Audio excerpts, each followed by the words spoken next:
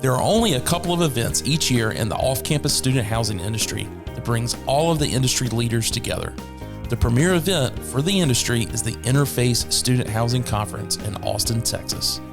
For 2022, this event is being held May 4th through 6th and will draw over 1,000 attendees and a complete who's who list of executives from the management, development, and investment firms under one roof at the JW Marriott in Austin for 3 days of sessions, roundtables, and networking.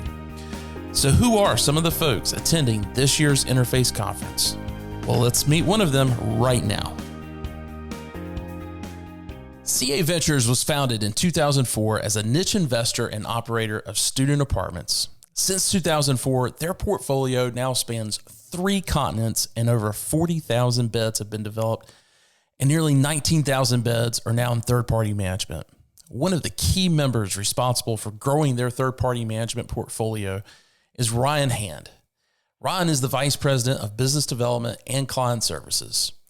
RHand has been involved in student housing since 2005 and has a deep understanding of both operations and investment. We recently sat down with RHand to talk about the upcoming Interface Conference and why it's the premier event for the student housing industry. RHand, good to see you, my friend. Good to see you. Always good to be here. So I take it you're not in Austin today because it looks like you're in a hotel room. I am. I'm in a hotel room that looks like it had its most recent update in the late 90s, which is always nice. But yeah, actually, I am at a conference right now, meeting folks and talking to them, and in sunny Florida. The life of a VP of business development, right? Exactly. Get pretty cozy in hotel rooms. Well, hey, I want to talk to you about, obviously, the big conference in student housing that's coming up, Interface Student Housing, something that I believe we're on our 13th, 14th year going into 22. It's going to be this May, and which is a little bit of a different month. Everything in 2020 just, kind of got us off kilter, and we're kind of dealing with, getting back on the schedule. We're not in that April time frame, but we are doing it in May, which is a lot better than July, which is what absolutely. But this conference and the everything that the folks at Interface and France Media and Student Housing Business that they put together for this it's really turned it into the premier event. And is that something is that a remark you would agree with in the position that you're in?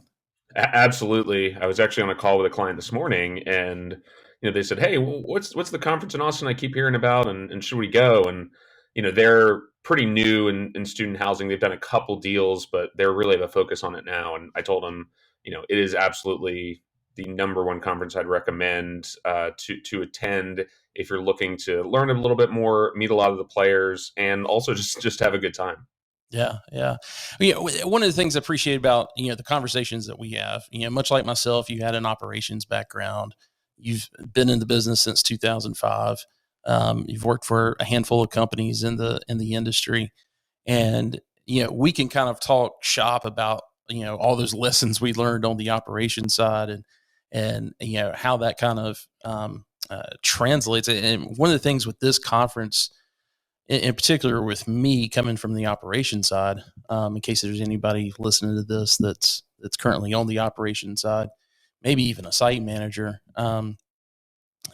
this is kind of the one conference for me that really just kind of opened my horizon or my perspective on, how big this industry is and who the other players are.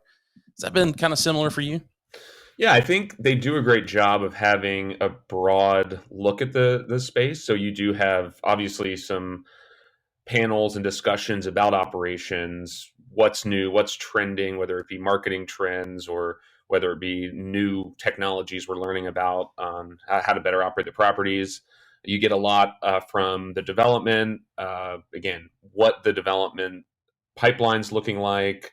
You get a lot from investment. And not only that, it's the folks that are there. You have just a really good mix of folks that are operating properties, developing properties, investing in properties, and new to the space.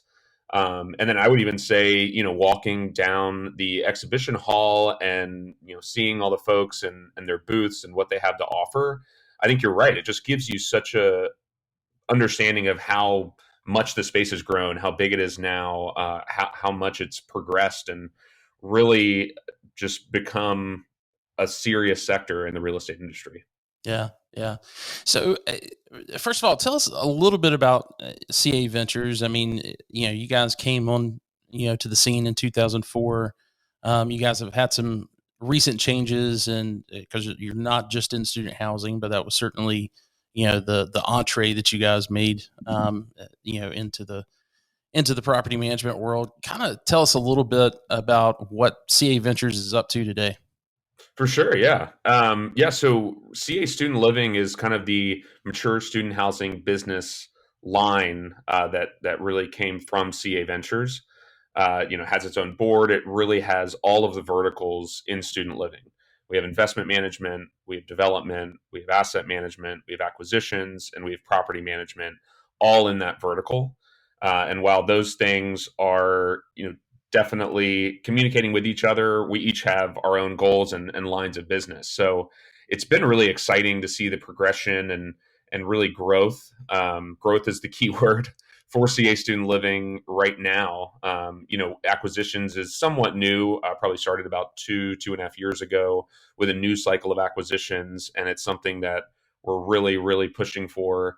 Same with third party property management. We're looking for the right key partners that are going to continue to grow, that want to benefit from an operator like us in the space with a lot of Class A asset experience, but also understanding and having the in house value add capabilities. And on the investment management side, we're always looking for new LP investors. We have funds that you can invest in, and truly a one stop shop for folks that have been in student housing since 2004, but have really matured and kept up with the space and made sure that we've progressed in the right way to have the best assets and the best management, whether it be investment management or actually property management. Yeah, what I love about the the story with CA Ventures and CA Student Living is, you guys came into this saying, we're going to build our own stuff and we're going to manage our own stuff, and there was no focus on trying to grow out third party management. I see a lot of developers. I see a lot of developers and folks come into the space and they're like, okay, we've got to have this big, management team, and we need to pick up a bunch of third party properties to support that management team while we build our development side. You guys took the smart approach and said, no, we're going to create our own thing. And, you've got such a great team there.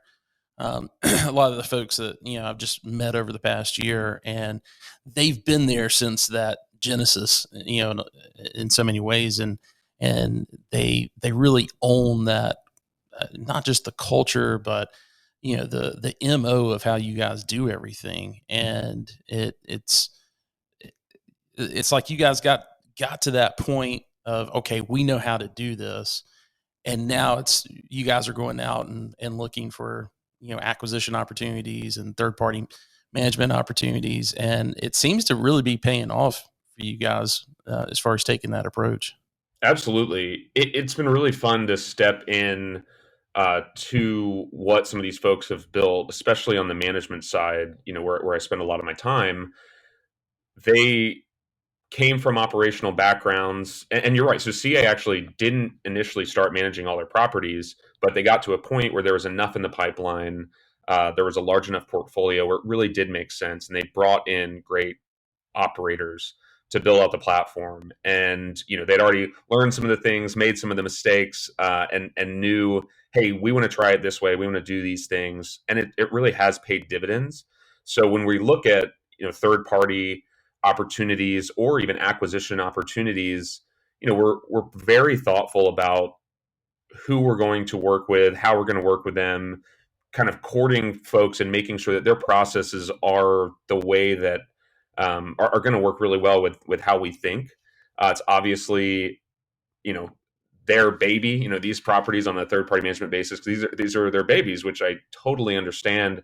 And we just want to add value there.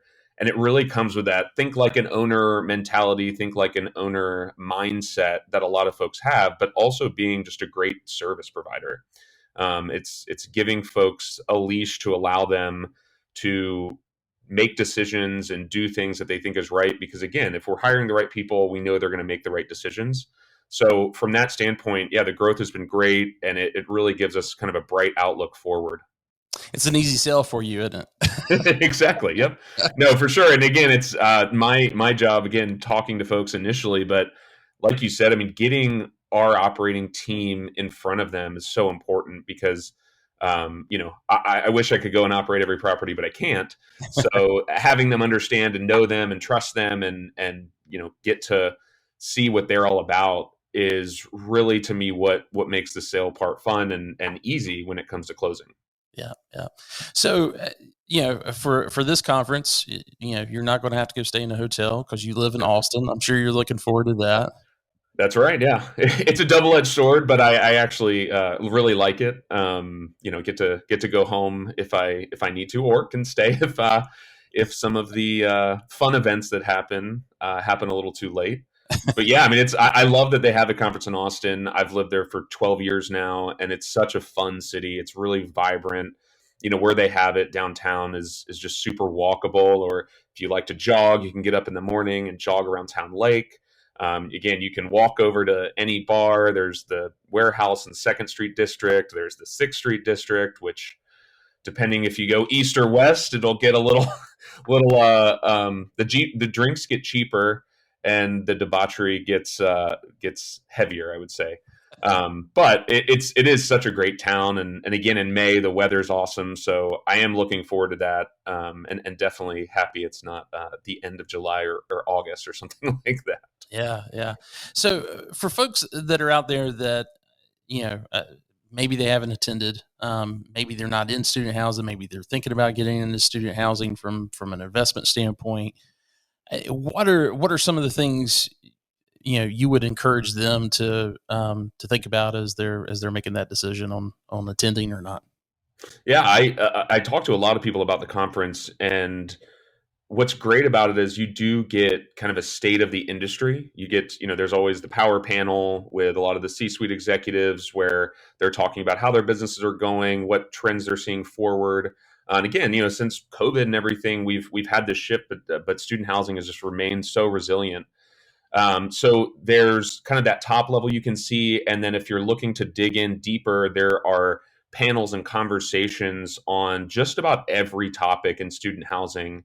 And then there's the networking aspect, and that's obviously something that's really important to me, really important to a lot of us, is to see everybody at the same time in the same space, sit down in the lobby, sit down in a conference room, and just catch up and talk and learn about what's new and what's going on. When we're hosting meetings like that, like I mentioned, we have all the verticals. So looking for partnerships that are beyond just one thing. So maybe somebody wants to invest. Well, they might also have properties that we can manage.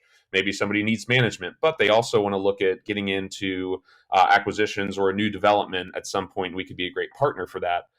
So there's a nice overlap there. But again, to me, it's that networking, it's attending the panels, and it's also finding out the new stuff, like I said, from all the vendors who are setting up shop and demoing their products. To me, it's just this one-stop shop to say, here's what student housing looks like today, and here are some of the new things we're looking forward to in the future.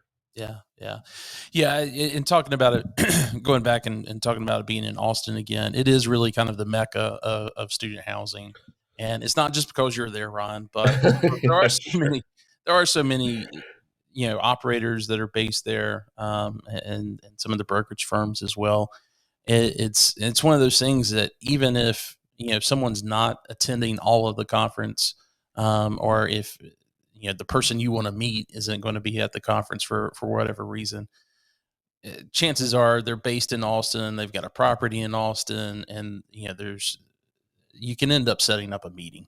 Um, Absolutely. if they're Almost everybody, I was going to say almost everybody talk to there and meet with. They're like, oh, well, after this, we're going to go check out this property, or we're going to go look at this. I mean, whether you're in student or multifamily or affordable or whatever it might be, there's a lot. Not to mention, you could drive down to San Antonio, you can get to Dallas, to Houston. So it is nice, and you're exactly right. There's going to be a reason to go to Austin at some point, especially with all the companies that have kind of put their footprint here. Yeah, absolutely. Well, man, I'm looking forward to it. Thanks for spending some time and kind of giving your perspective on, what you're looking, for in the upcoming conference. And if anybody wants to reach out and set up an appointment with you to meet at that point in time, what's the best way for them to get in touch with you? Absolutely. Probably my email address, which is just rhand@ca-ventures.com.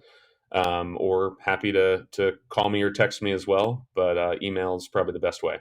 Yeah, don't give out your. This is going to go on YouTube. Don't give out your telephone number. Email away. But we will link the email address in the description. But well, hey, have a good rest of the conference that you're at, and if I don't see you before Interface, we'll see you in May. Sounds great. Looking forward to it. All right, take care. Thanks.